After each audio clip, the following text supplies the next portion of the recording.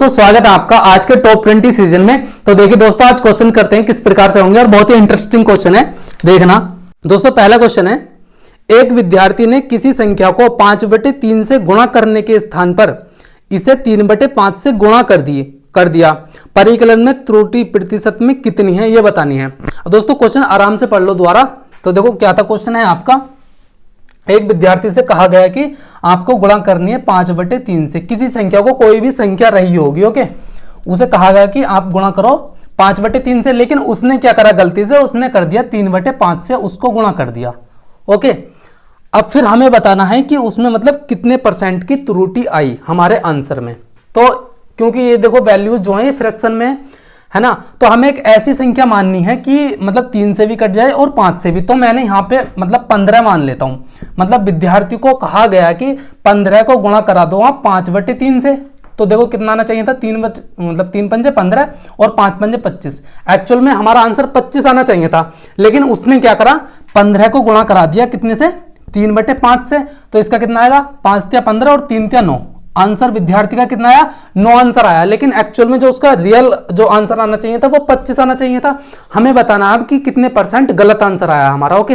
अब सबसे पहले आप ये देखो कि हमारा जो आंसर आया है वो कितना एक्चुअल में मतलब जो कितनी वैल्यू कम आई है। तो 25 आनी चाहिए थी, हमारी 9 आई है। तो हमारी जो वैल्यू आई है ये 16 कम आई है, ओके। अब 16 कम जो आई है वो 25 पे आई है, क्योंकि 25 आनी चाहिए थी। तो हमें बताना है कि 16 जो है 25 का कितने % है।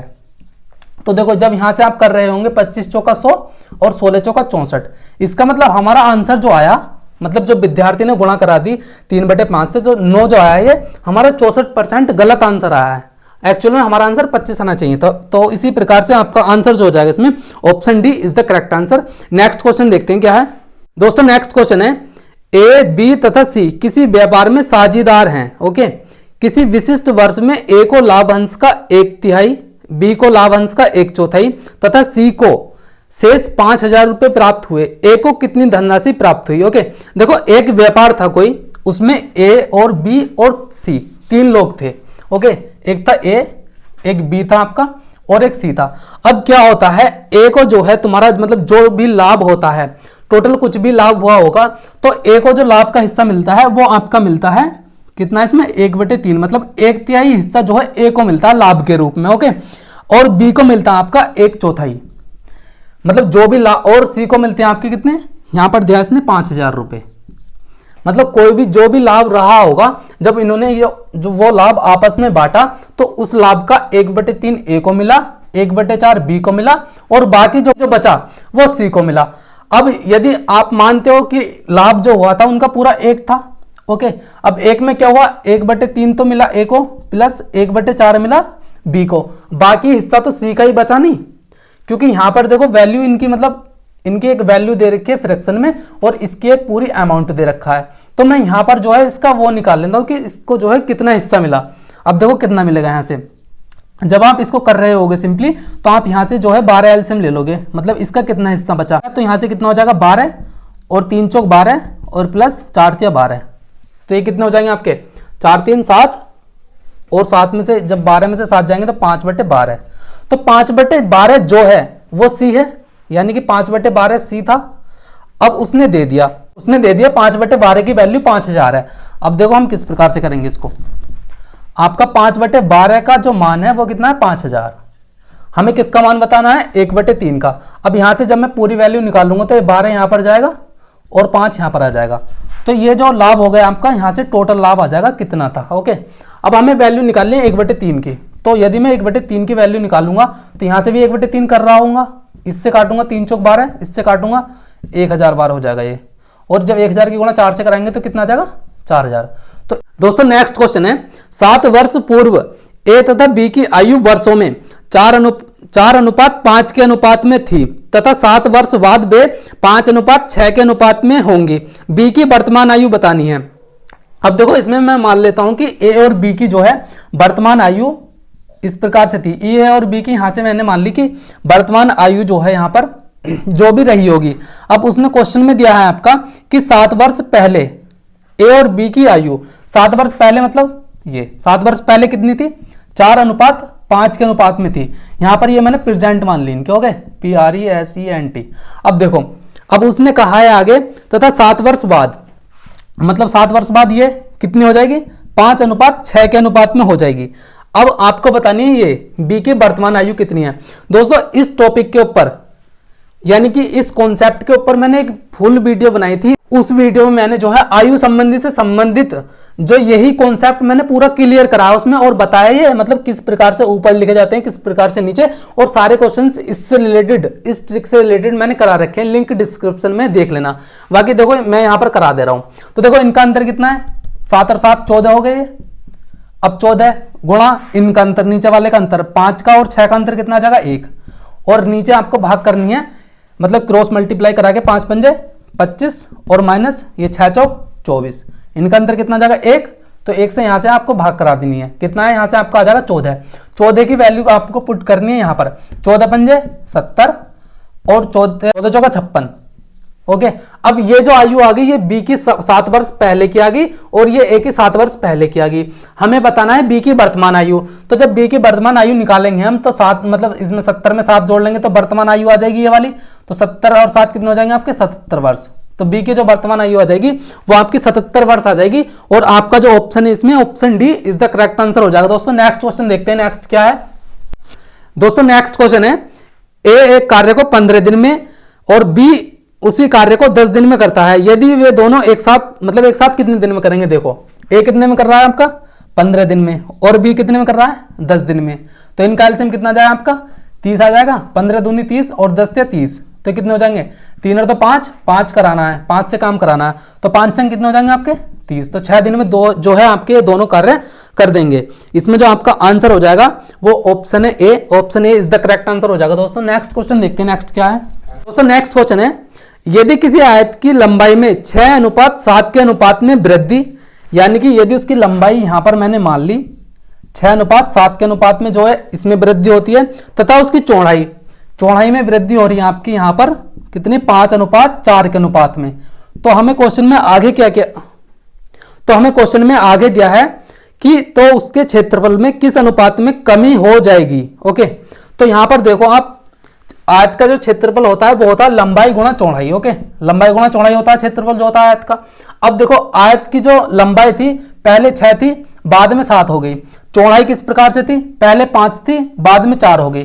तो पहले तो ये आयत मतलब क्षेत्रफल रहा होगा, लंबाई गुणा चौड़ाई निकालोगे तो आप कितना हो जाएगा 5 छंग 30। ओके, और यहां से कितना हो जाएगा ये 7 चौक 28।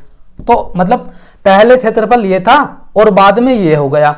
तो देखो इसमें पूछा था आपसे किस अनुपात में मतलब कमी हो जाएगी, तो देखो कट जाएगा 15 दूनी 30 और 14 दूनी 28। तो इस अनुपात में जो है आपके क्षेत्रफल में कमी आ जाएगी। तो इस प्रकार से आपका जो ऑप्शन है इसमें option B is the correct answer हो जाएगा। दोस्तों नेक्स्ट क्वेश्चन देखते हैं। दोस्तों नेक्स्ट क्वेश्चन है अर्धव्यास। अर्धव्यास मतलब त्रिज्या। ओके, तो अर्धव्यास या त्रिज्या एक ही चीज है। तो अर्धव्यास 1 सेंटीमीटर, 2 सेंटीमीटर तथा 3 सेंटीमीटर वाली 3 गोलाकार गेंदों को पिघलाकर एक अकेली गोलाकार गेंद बनाएगी तथा इस प्रक्रिया में 25% सामग्री बर्बाद हुई। नई गेंद का अर्धव्यास क्या होगा, मतलब कि नई गेंद की हमें जो त्रिज्या बतानी है। तो देखो मतलब पहला जो गोला है R1 बराबर कितना दिया आपको 1 सेंटीमीटर है ना, R2 बराबर 2 सेंटीमीटर और R3 बराबर आपको 3 सेंटीमीटर दिया है। ओके, अब यहां से जो है ये तीनों गोले जो है पिघलाए गए एक साथ। तो यदि मैं ऐसे मान लूं कि पहला गोले का जो आयतन है, आयतन निकालना है इसमें, क्योंकि 4/3 पाई r की घात 3 होता है आयतन, तो मैंने ये r1 की घात 3 मानना पड़ेगा यहाँ पर। फिर ऐसे ही 4/3 और पाई r2 की घात 3। तो यही मैं मान लेता हूँ कि r1 जो है आपका कितना 1 सेंटीमीटर, तो 1 की घात 3 का मान कितना होगा 1 ही हो जाएगा है ना। तो मैंने यहाँ से 1 लिख लिया। यहाँ पे मैं r2 का मान रख देता हूँ। r2 का कितना 2 की पावर 3 का मान 8 हो जाएगा, प्लस 4/3 और r3 की पावर 3 की पावर 3 करोगे तो आपका कितना हो जाएगा 27। ये तीनों मिलाएंगे एक साथ। ओके, अब इससे जो है एक आपका नया गोला बना, उसका भी जो आयतन है 4/3 पाई r की घात 3 होगा। ये हमें r की वैल्यू बतानी है। ये जो है आपका ये अर्धव्यास बताना हमें, ये कितना सेंटीमीटर आएगा। अब जब ये प्रक्रिया करी आपने, ये प्रक्रिया जब आपने तीनों गोले पिघलाए और एक साथ मिलाए, तो इसमें क्या होता है आपका जो है 25% सामग्री बर्बाद हो जाती है। ये आपके क्वेश्चन में दिया गया है। जब ये गोले आपने मतलब एक साथ पिघलाए गर्म करके, तो इसमें जो है आपकी 25% जो सामग्री थी वो खराब हो गई। तो आपकी बची कितनी है, ये आपकी 75% बचनी चाहिए थी, और ये 75% ही बची है आपकी।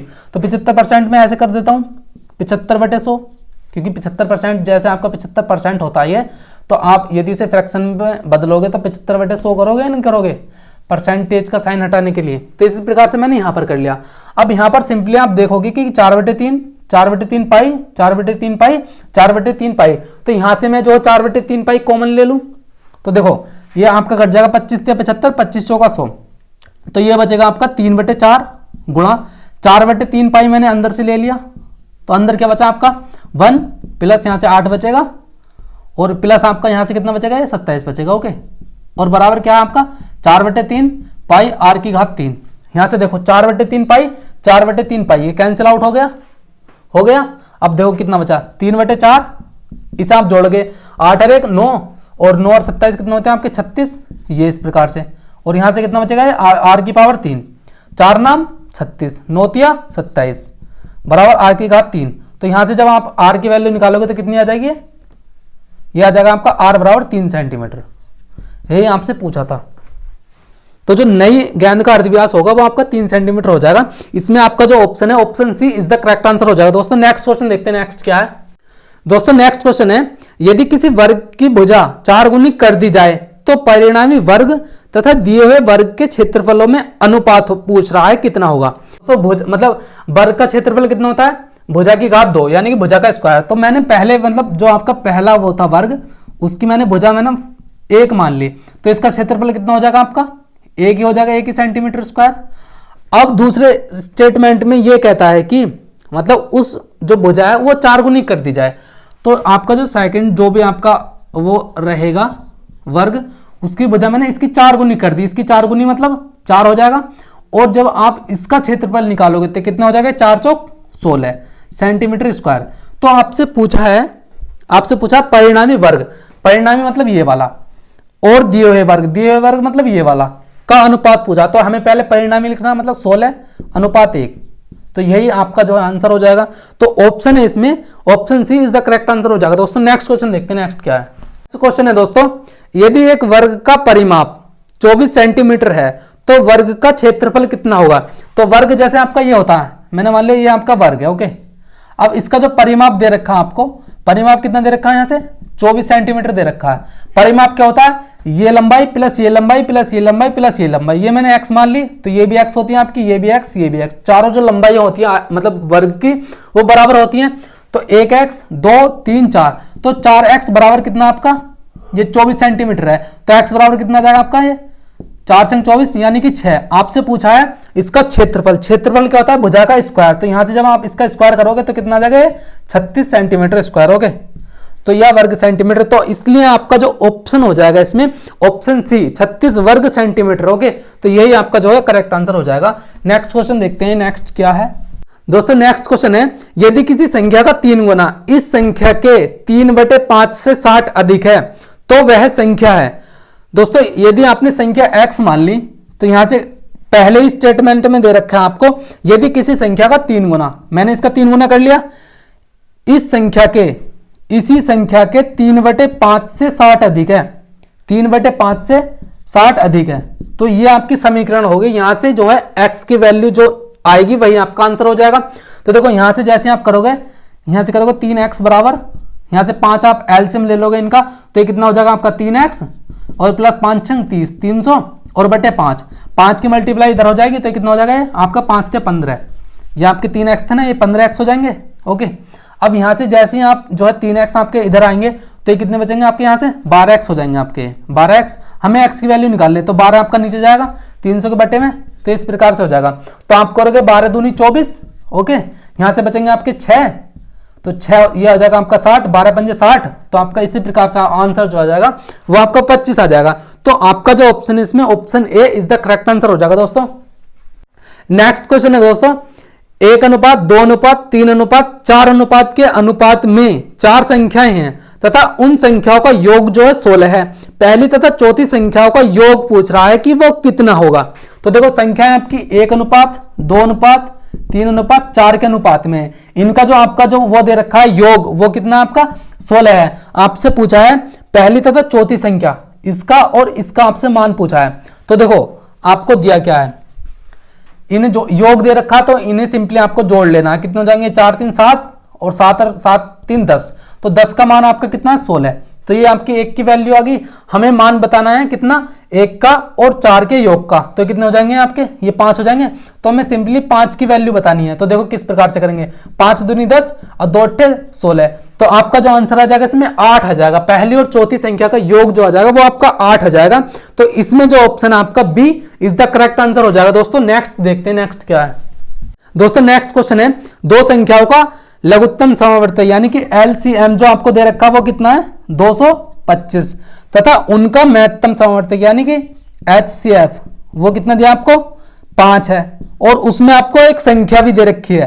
पहली संख्या कितनी है आपको, वो है 25 दे रखी है। आपसे पूछा है इस क्वेश्चन में दूसरी संख्या कितनी होगी।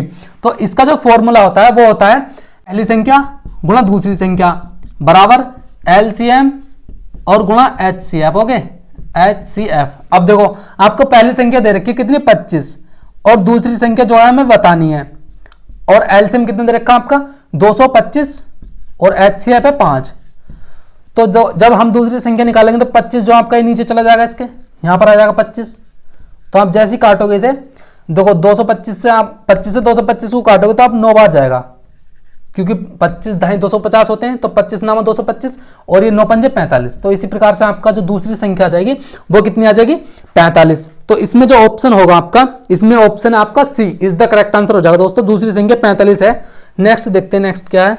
दोस्तों नेक्स्ट क्वेश्चन है, यदि किसी टैंक के 1/3 भरे होने पर उसमें 80 लीटर पानी आता है तो उसके आधे भरे होने पर उसमें कितना पानी आएगा। क्वेश्चन में दिया है आपका कि किसी टैंक का 1/3 भाग भरा हुआ है और 1/3 में जो आपका पानी है वो है 80 लीटर। तो यानी कि 1/3 का मान 80 लीटर है। तो यदि मैं निकालूं कि पूरे टैंक में कितना पानी आएगा, यानी कि एक टैंक में कितना पानी आएगा, तो आप क्या करोगे, 3 यहां आ जाएगा आपका।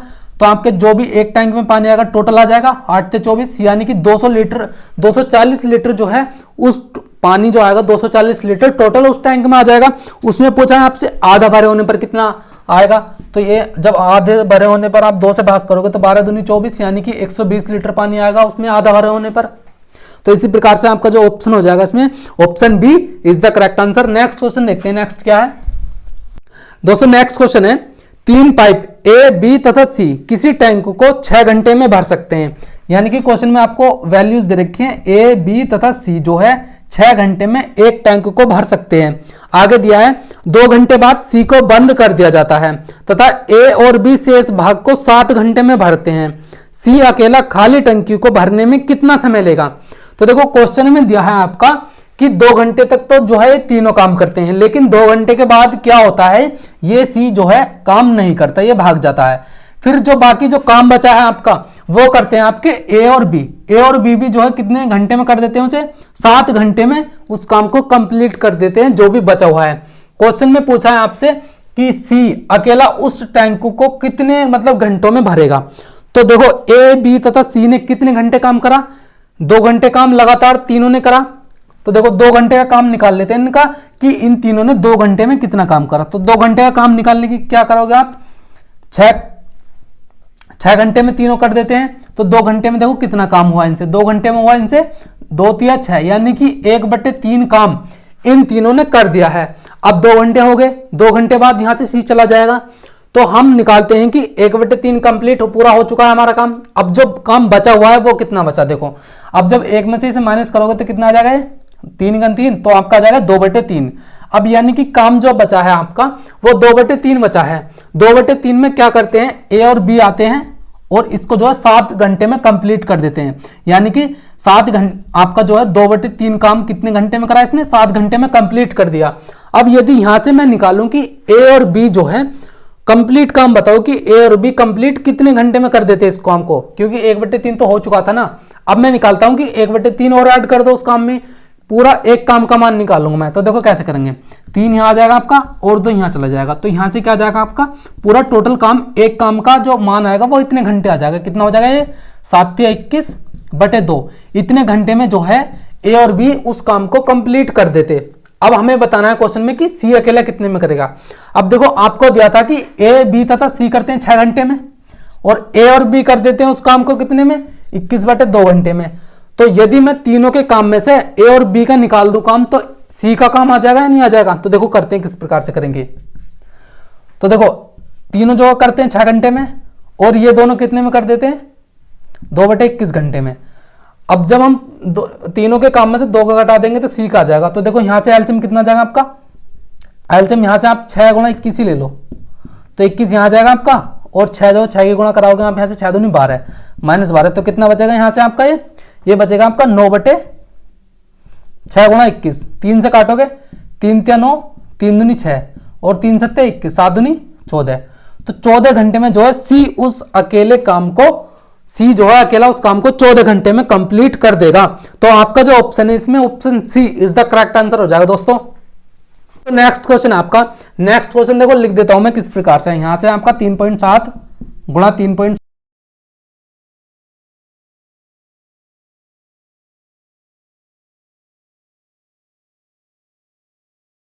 तो दोस्तों इस क्वेश्चन को करने के लिए आपने देखो, यदि ये वाला क्वेश्चन फॉर्मूला आपको याद है ना, x की घात 3 प्लस y की घात 3, तो ये क्वेश्चन कुछ भी नहीं है इसे करने के लिए। तो ये क्वेश्चन फॉर्मूला होता है आपका, ये होता है x प्लस वाई, और आगे खुलता है ये x² प्लस y² और माइनस XY। ओके, तो यहीं पर इसी वाले फॉर्मूला का यूज है। तो देखो जैसे इसमें 3.7 को मैं जो है x मान लेता हूं, तो यहां से x गुणा x ये कितना हो जाएगा आपका x की पावर 3, यहां से प्लस इसको y मान लेता हूं, तो ये y की पावर 3 हो जाता है आपका। ओके, ये कितना हो जाएगा आपका x², और यहां से ये जो वैल्यू है आपकी x गुणा y की, यानी कि 3.7 और गुणा 1.3 की आप गुणा करोगे तो ये आ जाएगा। तो ये कितना हो जाएगा आपका xy, और फिर कितना आ जाएगा ये प्लस यहाँ से y²। ओके, अब देखो ये जो है आपका x की घात 3 प्लस y की घात 3, इसकी जगह जो है मैं ये वाली वैल्यू लिख सकता हूँ यहाँ पर। ओके, तो ये मैंने यदि यहाँ से कैंसिल आउट करा तो यहाँ से कितना बचेगा आपका x प्लस वाई, और ये कितना हो जाएगा आपका x² plus y² minus XY। Okay, अब देखो ये वाली वैल्यू और ये वाली वैल्यू एक ही है बिल्कुल, क्योंकि देखो ये कितना x² plus y² minus XY, x² plus y² minus XY, तो इससे ये कैंसिल आउट हो जाएगी पूरी। तो वैल्यू फाइनली क्या बचेगी आपकी x प्लस वाई। x का मान कितना था आपका 3.7 प्लस ये था आपका 8.3, तो ओवरऑल कितना आ जाएगा 7 3 10 का 0, हासिल लगा 1 3 और 1 4 और 1 5, 0.1 के बाद तो वैल्यू जो आ जाएगी आपकी वो 5 आ जाएगी।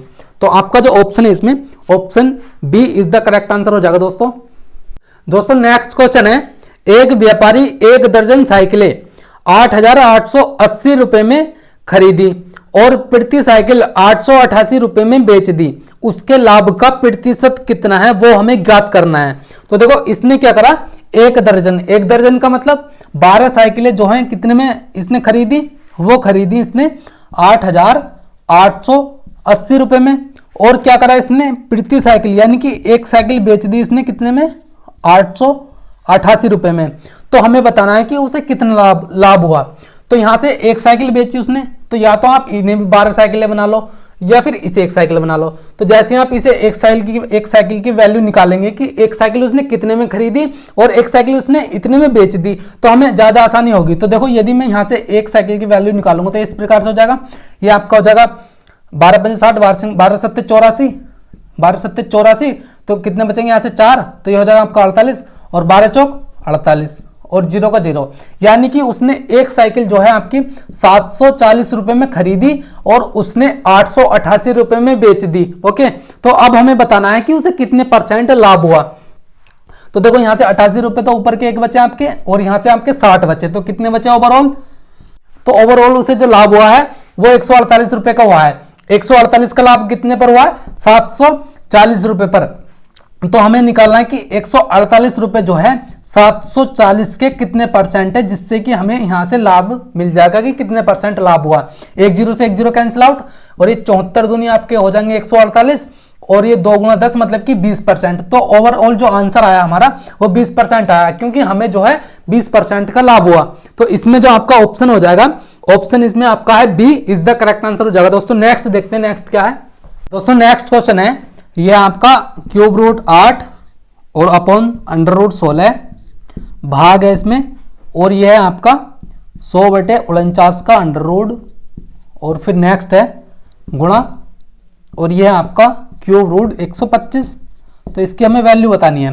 तो देखो यहां से कितना जाएगा आपका 2 बाहर आ जाएगा, और यहां से आपका 4 आ जाएगा। यहां से आपका गुणा का निशान मतलब भाग है, तो यहां पर यदि मैं भाग को डिवाइड में करूंगा, मतलब डिवाइड को गुणा में करूंगा, तो ऊपर नीचे वाली वैल्यू ऊपर चली जाएगी और ऊपर वाली नीचे आ जाएगी। तो इसकी मान जो आ जाएगा यहाँ से कितना आ जाएगा 10, और इसका 7, तो 7 तो ऊपर चला जाएगा आपका, 10 नीचे आ जाएगा। गुणा ये आपका क्यूब रूट 125 है, तो ये 5 का जो है घन होता है, 5 पंजे 25, 125, 5 लिख सकता हूँ। अब देखो 5 दूनी 10, और ये 2 से कटेगा 2 दूनी 4, तो ओवरऑल कितना आ जाएगा यहाँ से 7/4। तो आपका जो आंसर आ जाएगा वो जाएगा आपका 7/4 इज द करेक्ट आंसर। तो आपका जो ऑप्शन है इसमें 7/4। यहाँ पर देखो ऑप्शन बी है, ऑप्शन बी आपको दे रखा है यहाँ से 1 सही 3/4, तो ये कितना हो जाएगा 4 × 4 = 3 7, 7/4 आपका ये हो जाएगा आपका 7/4। तो आपका जो ऑप्शन है इसमें option B is the correct answer हो जाएगा। दोस्तों नेक्स्ट देखते हैं, नेक्स्ट क्या है। दोस्तों नेक्स्ट क्वेश्चन है, यदि 3 की पावर x + 8 बराबर है 27 की पावर 2x + 1, तो हमें यहां से वैल्यू बतानी है कि x का मान कितना होगा। दोस्तों ये जो क्वेश्चन है घातांक और करनी का है, और घातांक और करनी पर मैंने जो है फुल वीडियो मतलब फुल डिटेल और विद एग्जांपल के साथ समझाई हुई है, उसमें जो आपको लिंक उसकी डिस्क्रिप्शन में मिल जाएगी। तो देखो वहां से एक रूल लगेगा उस वीडियो में से आपका, वो क्या है कि देखो यहां से जो है ये आपका कितना 3 की पावर x + 8, तो मैं यहां से जो है क्या लिख सकता हूं इसको, ये जो 27 है आपका 27 को मैं ऐसे लिख सकता हूं कि 3 की पावर 3। ओके, तो मैंने 3 की पावर यहां से लिख लिया 3, और ये आपकी पावर है ही पहले से 2x + 1। ओके, अब देखो जैसे आधार बराबर है ना, यहाँ पर देखो आधार कितना 3 और यहाँ पर भी 3। जब आधार बराबर होते हैं तो हम घातों को जो है इक्वल में लिख लेते हैं, और जब घात बराबर होती हैं तो हम जो है आधार को इक्वल में लिख लेते हैं। ये जो है एक फॉर्मूला होता है। तो यहाँ से जो है मैं आधार मतलब आधार बराबर है तो घात जो है बराबर लिख लेता हूँ। तो ये कितना हो जाएगा, ये देखो यहाँ से मल्टीप्लाई करा दो अंदर यहीं, ये कितना हो जाएगा 3 दूनी 6, तो ये हो जाएंगे 6x प्लस और 3 × 3 हो जाएंगे। तो देखो जब ये जो है आपका ये 6x है और ये x है, ये x इधर जाएगा तो यहाँ से 5x बचेंगे, और ये आपका 3 जो है इधर आएगा 8 के बराबर में, तो ये आपका माइनस में आएगा तो यहाँ से भी आपके 5 बचेंगे, तो 5 से 5 कैंसिल आउट हो जाएगा, आपका x बराबर कितना आ जाएगा, ये एक आंसर आ जाएगा। तो आपका जो ऑप्शन है इसमें option D is the correct answer हो जाएगा। दोस्तों नेक्स्ट देखते हैं, नेक्स्ट क्या है। दोस्तों नेक्स्ट क्वेश्चन है, यदि दो वृत्तों की परिधियां a अनुपात b के अनुपात में हो हैं तो उनके क्षेत्रफलों का अनुपात कितना होगा वो ज्ञात करना हमें। देखो वृत्त की परिधि क्या होती है, वृत्त की परिधि होती है 2πr। ओके, और ये मैंने मान ली 2πr, ये 1 या ये 2, इनका अनुपात कितना दिया आपको a अनुपात b दे रखा है। तो हमें बताना है इनके क्षेत्रफलों का अनुपात। क्षेत्रफल कितना होता है πr²। ओके, πr² कितना होता है इनका क्षेत्रफल होता है, तो हमें ये वैल्यू बतानी है। तो देखो यहां से जब आप निकालोगे r1 की वैल्यू और r2 की वैल्यू, तो देखो 2π से 2π कैंसिल, r1 का मान कितना हो जाएगा a, r2 का b। हमें कितना निकालना है πr², r1 का स्क्वायर करोगे यहां से और πr2 का स्क्वायर करोगे यहां से, तो देखो बराबर कितना आ जाएगा, पाई से पाई कैंसिल हो जाएगी। r1 का जो कितना है, r1 का मान कितना है a, तो r1 का स्क्वायर कितना हो जाएगा आपका a², और r2 का मान कितना है आपका b, और b का स्क्वायर करोगे तो कितना हो जाएगा b²। तो ओवरऑल जो इनकी मतलब क्षेत्रफलों में अनुपात आ जाएगा वो कितना हो जाएगा a² अनुपात b²। ये आपका जो है आंसर हो जाएगा। आपका जो ऑप्शन है इसमें B, option B is the correct answer हो जाएगा। दोस्तों नेक्स्ट देखते हैं, नेक्स्ट क्या है। दोस्तों नेक्स्ट क्वेश्चन है, सी की आय बी की आय से 20% अधिक है। अच्छा, तो दोस्तों इन क्वेश्चनों को करने के लिए सबसे पहले आपको ये चीज करनी होती है कि यहाँ पर ए लिखो, यहाँ पर बी, जितने भी उसमें कैंडिडेट हैं उस हिसाब से आपको यहाँ पर नंबरिंग लिख लेनी है। अब आपको देखो लॉजिकल मतलब अब आपको जो है क्वेश्चन के हिसाब से करना है। क्वेश्चन इसमें सी की आय यानी कि सी की आय जो है बी की आय से 20% अधिक है, तो बी की आय यदि मैं 100 मान लूं तो सी की आय जो है कितनी हो जाएगी 120 हो जाएगी, क्योंकि 20% अधिक है। अब उसने दिया है क्वेश्चन में, और बी की आय जो है ए की आय से 25% अधिक है। जो बी की आय है ये वाली जो आय है ए से 25% अधिक है, तो यानी कि ये जो मान है ये 125% है, क्योंकि इससे जो है 25% अधिक है ना ये, तो 100 जो है आपका कितने परसेंट है, 125% है। तो जब मैं ए की वैल्यू निकालूंगा 100% की तो कितनी आ जाएगी, देखो 25 पंजे 125, 25 चौका 100 और 5 से काटोगे तो 20 पंजे 100 और ये कितना हो जाए 20 चौक 80। तो ए इसका मतलब कितना था आपका 80 था, तभी तो ये जो है बी जो है ए से 25% अधिक है। अब आपसे क्वेश्चन में पूछा है सी की आय जो है ये वाली 120 ए की आय से कितने परसेंट अधिक है। अब ओवरऑल कितनी अधिक है, 40 अधिक है, तो देखो कितने परसेंट अधिक होगी, किससे बताना है, ए की आय से बताना है। तो 40 जो है 80 का कितने परसेंट है, सिंपल सी आपको वैसे भी दिखाई दे रहा होगा कि आधा है तो 50% आएगा। तो देखो 40 दूनी 80 और ये 50 दूनी 100, 50% अधिक है। तो आपका जो ऑप्शन है इसमें option B is the correct answer हो जाएगा। तो दोस्तों आज के सीजन में जो है इतने ही क्वेश्चन थे, वो मैंने सारे कंप्लीट करा दिए हैं। तो दोस्तों आपको वीडियो कैसी लगी और वीडियो अच्छी लगी हो तो वीडियो को लाइक जरूर करें और ये